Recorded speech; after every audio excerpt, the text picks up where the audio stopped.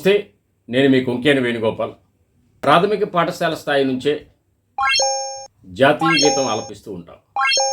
దేశభక్తి గీతాలు వింటుంటాం, పాడుతుంటాం, జాతీయ జెండా ఎగరేస్తుంటాం.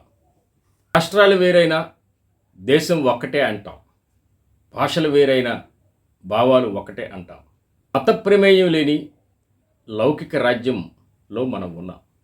కులాలు, మతాలు, ప్రాంతాలు, భాషలు అన్నీ ఒక్కటే అనే అభిప్రాయంతో ఉన్న మనం ఈరోజు కులం పేరుతో, మతం పేరుతో ఓట్లు అడిగేటటువంటి పరిస్థితుల్లో ఉన్నాం.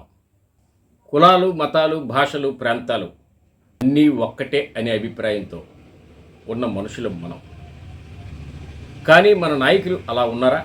జాతీయ భావంతో ఉన్న జాతీయ పార్టీలు లేవు, సామాజిక దృక్పథం ఉన్న నేతలు లేరు. రాజ్యాంగాన్ని వదిలి కులం, మతం, ప్రాంతం ఇలా రకరకాల పేర్లతో ప్రజల్లో విద్వేషాలు రెచ్చగొట్టేటటువంటి పరిస్థితులు కనిపిస్తూ ఉన్నాయి. రాజ్యాంగాన్ని పరిరక్షించడానికే ఈ ఎన్నికలు. రాజ్యాంగాన్ని పరిరక్షిస్తూ పౌరులకు మంచి పరిపాలన అందించడానికే ఈ ఎన్నికలు. అయినా ఈరోజు ఏం జరుగుతుంది?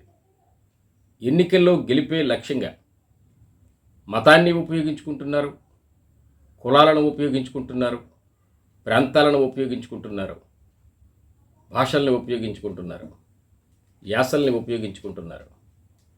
వీటన్నింటి మూలంగా దేశంలో ఏ ప్రాంతంలో చూసినా విద్వేషాలు రెచ్చగొట్టేటటువంటి విధంగా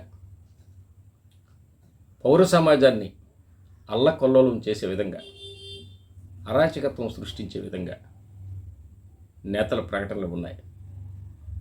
జాతీయ స్థాయిలో ఉన్నటువంటి నాయకులు ఈవేళ గల్లీ స్థాయికి దిగజారే ప్రకటనలు చేస్తూ ఉన్నారు. ఇవి మానుకుని జాతీయ భావంతో, జాతీయ భావజాలంతో పనిచేసినట్టయితే ఈ దేశానికి మంచి జరుగుతుందని ఆశిద్దాం.